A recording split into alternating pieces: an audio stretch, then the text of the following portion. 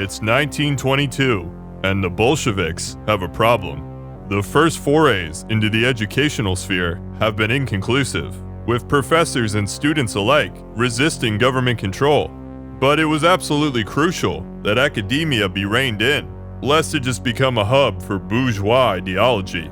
With the introduction of the NEP, it was almost a given that society would be primed for this bourgeois consciousness.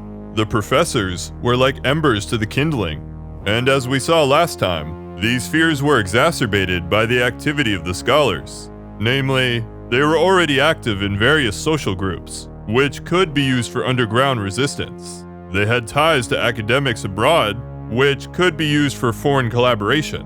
And worst of all, they had formed Soviets and unions, which could and did launch protests against the government. This was of particular concern after the Moscow Technical University strike in February, which sparked widespread discontent over Bolshevik control and the poor conditions in pay. The party was in a difficult position, where for practical reasons, they couldn't just remove all the bourgeois professors. Communist ones were still few and far between. But in light of these problems, something had to be done. Another thing is that the Bolsheviks had to be mindful of their international reputation here, both among the left and just in general. By 1922, they were opening up diplomatic relations with the European powers, which did eventually lead to a treaty of friendship with Germany. But one of the things that hampered negotiations was a lingering association with the Red Terror. And to give one example, the recent mass arrest of the Bolsheviks, as this prompted the Bolsheviks abroad to stir up an international scandal. Going into the talks with Germany, the Bolsheviks made a number of changes to improve their public image, one of which being the dissolution of the Cheka, given it had developed a certain reputation. Though replacement by the GPU was largely a cosmetic change, it was part of this process of greater legality. No doubt, the importance of this wasn't lost on Lenin. He had trained as a lawyer after all.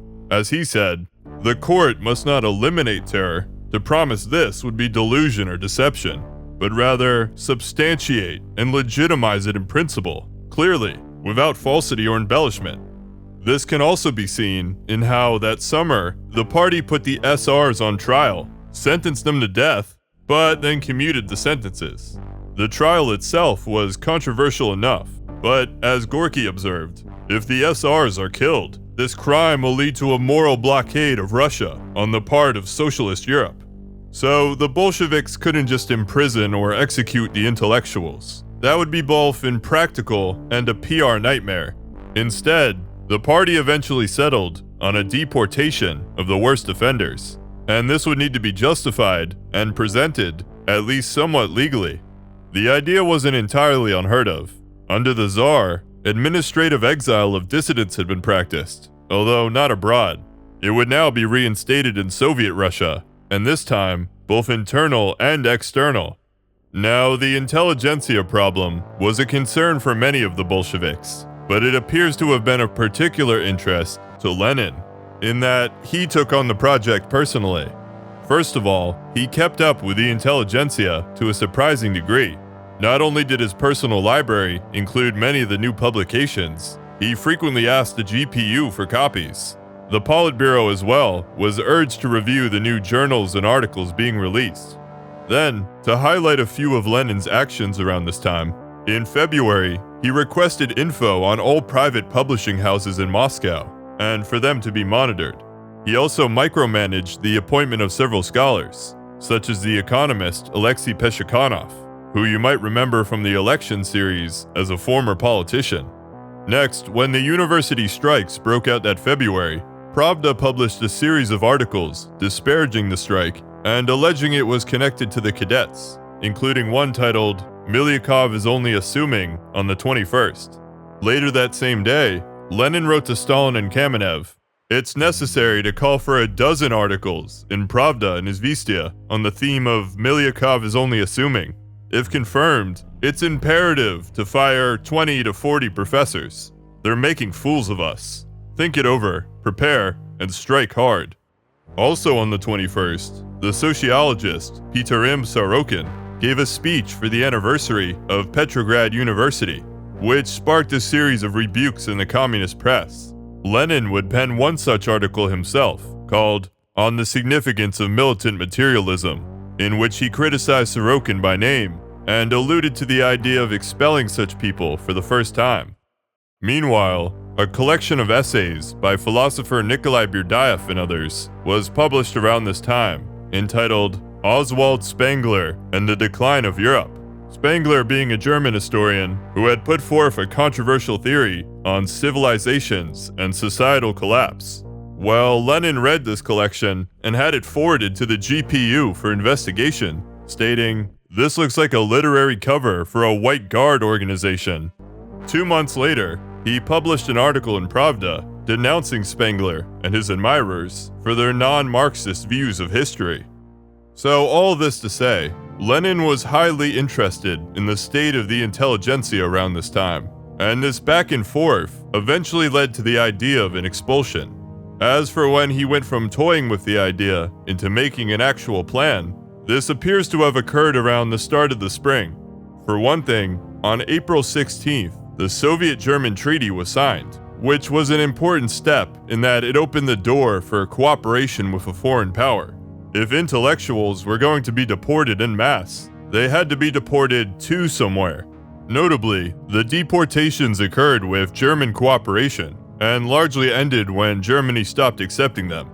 But whatever the case, the plan was definitely off the ground the following month, as on May 15th, Lenin instructed that the relevant articles of the Soviet Penal Code be amended to legalize deportation, and on the 19th, he asked Felix Dzerzhinsky, head of the GPU, to begin planning it, writing, "On the issue of banishing abroad the writers and professors who are helping the counter-revolution, this needs more thorough preparation.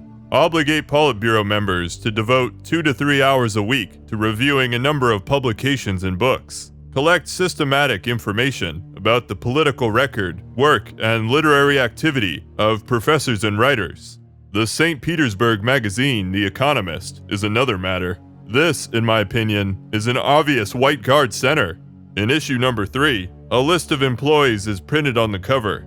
These, I think, are almost all legitimate candidates for expulsion abroad. All of these are obvious counter-revolutionaries, accomplices of the Entente, an organization of its servants and spies and corruptors of student youth. We must arrange matters so that these military spies are caught and caught constantly and systematically exiled abroad." The Politburo held these discussions as requested, and soon the case also grew to include other professions as well, as 2 days after Lenin's note, Health Commissar Nikolai Simashka sent a report to Lenin warning that there were similar counter-revolutionary currents on display at the All-Russian Congress of Doctors. Lenin forwarded the matter to Stalin, saying that GPU should be tasked with the case. 2 days later, the Politburo met and approved this suggestion, and the day after that, Lenin had his first stroke. Nonetheless, the GPU went ahead and prepared a report declaring there was indeed risk of counter-revolutionary elements all across the board. On the topic of the universities in particular, they concluded, both the students and the anti-Soviet professors conduct counter-revolutionary work, mainly in 2 directions: the struggle for autonomy of higher education, and to improve the material situation of the professors and students. The struggle to improve the material situation, just like the struggle for autonomy, is used by anti-Soviet elements in higher education institutes as a weapon of political struggle. The latter circumstance was revealed in the best possible way in the recent strikes in higher education, at Moscow University, the Higher Technical School, etc. The GPU has received information that the Moscow professors, led by the United Council of Professors, are preparing a new strike on economic grounds. The situation requires the adoption of a number of decisive measures to stop and prevent counter-revolutionary actions by the professors.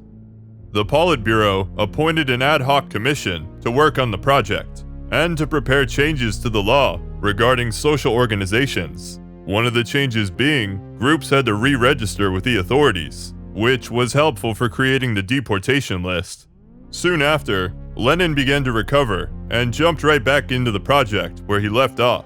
On July 17th, he sent a letter to Stalin, asking what was taking so long, and showing his attentive study of the Intelligentsia, added a number of notes on who to add to the list. I would like to ask a few questions, since this operation, which was started before my leave, still has not been completed. Has the decision been made to eradicate all the NSs? As far as I'm concerned, deport them all. They're more harmful than any SR, because they're more clever. Also, all the Economist contributors. Rashkov, he has to be deported. Incorrigible. The commission should present lists, and several hundred such ladies and gentlemen must be deported without mercy. Let's purge Russia for a long while. Ozerov, as well as all the Economist contributors, are the most ruthless enemies. All of them, out of Russia. This must be done at once, by the end of the SR's trial, no later. Arrest a few hundred and without a declaration of motives. Get out, ladies and gentlemen. Deport all authors of Dom Literaturov, Musil from Peter. Ransack Kharkov. We do not know it. For us, it's a foreign country. We must purge quickly, no later than the end of the SR's trial. The Politburo and Lenin individually received updates on the list as it was being made, but each time the list was rejected as not good enough. For example, on July 21st, the Politburo voted to recognize the work of the Commission as unsatisfactory, both in the sense of the insufficient size of the list and in the sense of its insufficient justification. And it's not hard to see why. The GPU gave such pieces of evidence as knows a foreign language, teaches in Ukrainian, is ironic and fools around in lectures, is confusing, divorced his wife. 3 people were guilty of doing nothing, as in not being productive enough. On another, it was argued he should be sent abroad because he would feel very well abroad. The commission also included what punishment was recommended, writing on some, send abroad regardless of the outcome of the investigation. Lenin's involvement included both adding and removing people. For example, the GPU's initial file on Rashkov ruled against expulsion, but with Lenin rallying hard for it, evidently he was added to the list. Then, several months later, Lenin wrote to Stalin about our disagreement on the Rashkov issue. Having learned that Rashkov was sick with tuberculosis, Lenin suggested, if not deportation, then internal exile, allowing Rashkov to comfortably live out the rest of his days. His deportation was then cancelled. In any case, on August 10th, the lists were finally signed off on. That same day, the change in the law was made public, although it wasn't announced in the newspaper until the 18th. This was partially to not tip off the deportees beforehand. So in summary, the Politburo resolved to do the deportation in May. Lenin dictated a change to the law, which the GPU drafted. The draft was sent to Stalin and approved by the Politburo, and then it was given to the Presidium, which signed it into law on June 1st. But they didn't announce it was law until mid-August. By this time, a number of individual arrests had already been carried out, but the main operation was launched on the night of August 16th, taking about a week to find some of the stragglers. The arrests themselves were not announced until a couple weeks after the fact. Lenin, meanwhile, kept up with the event closely, requesting for the files to be sent to him. He would send notes back and forth over the next few months, issuing further instructions to the GPU.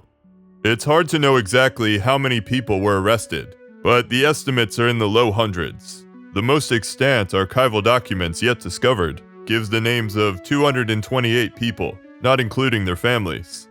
Among them were several prominent philosophers, such as Nikolai Berdyaev, the Christian existentialist, his co-writers on the Spengler collection, Fyodor Stepun and Simeon Frank, conservative political theorist Ivan Ilyin, intuitionist Nikolai Lalsky, the theologian Sergei Bulgakov, and a prince of House Trubetskoy. Plus, there was Khrushchevsky's successor at Moscow University, Alexander Kiziviter, historian and future Eurasianist Lev Karsavin, writer and SDLP founding member Yekaterina Kuskova, and others that Lenin had singled out, like Sorokin, Peshikhanov, Rashkov, and so on. Most of the deportees were sent to Germany by sea, with one big contingent departing aboard the Haken on September 28th, and another aboard the Preußen on November 16th. These were the so-called philosopher steamships.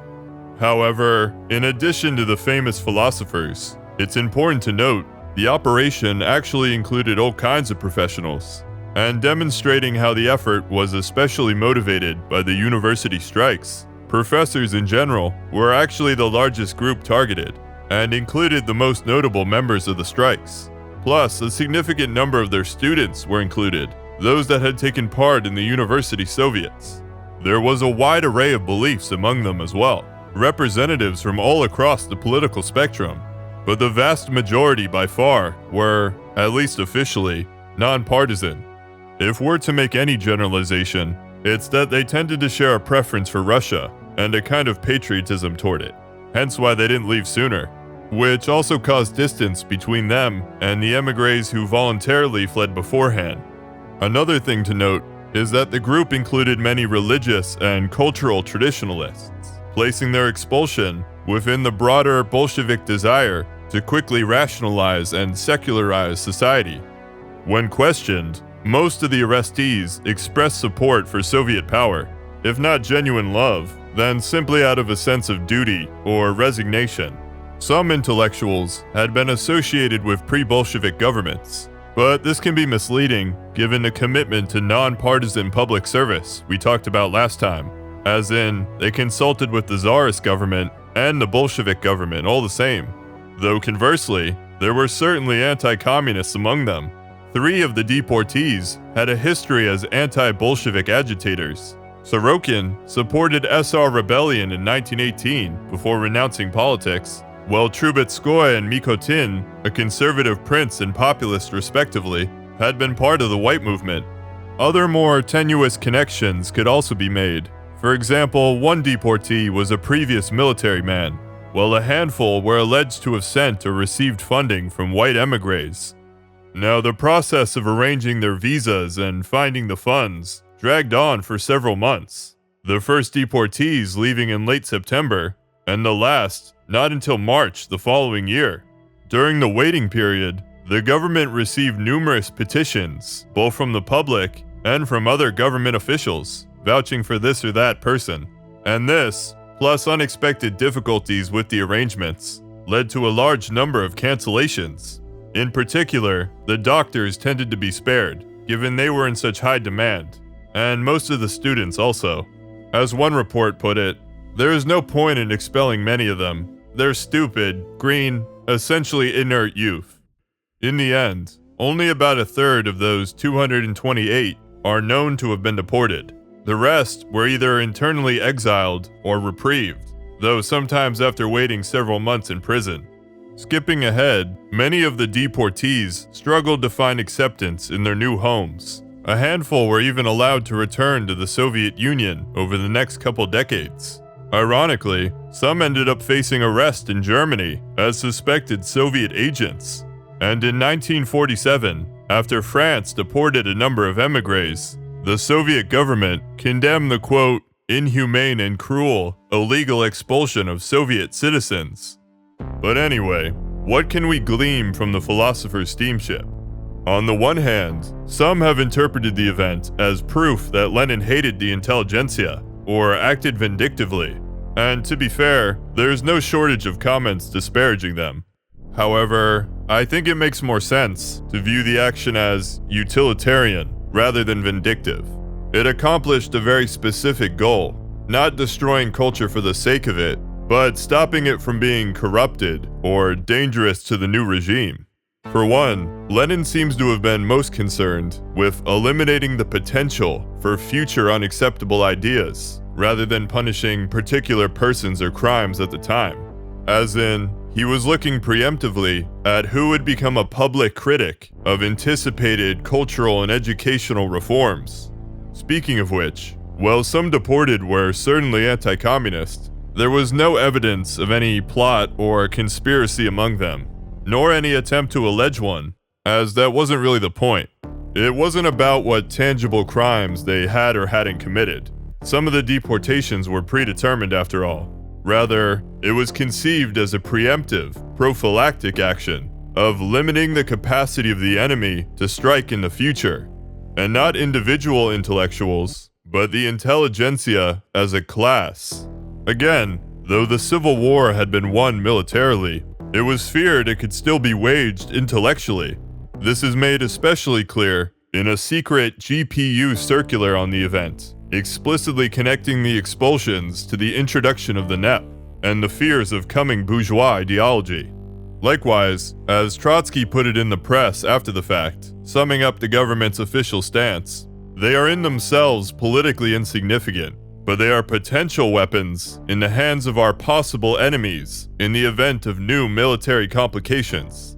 To this end, the fact that Rashkov was taken off the list when it appeared he wouldn't be a threat anymore actually corroborates that Lenin was thinking pragmatically here.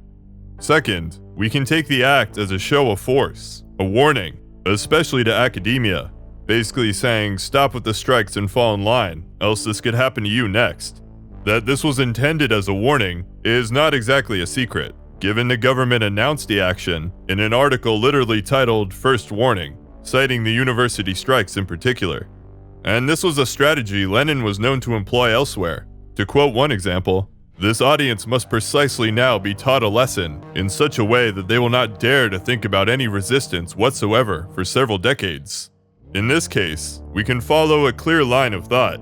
The attempts to overhaul education, causing strikes, leading to the expulsions to break the power of the strikes. In fact, in that aforementioned GPU circular, the strikes and the formation of non-party groups and unions were directly cited as evidence of counter-revolutionary potential, and thus the reason for the expulsions. And third, we shouldn't discount how actual paranoia and fervency in the wake of the Civil War drove or exacerbated such expulsions. In the Bolshevik framework, bourgeois hostility was expected and inevitable, and their fears weren't entirely unfounded either.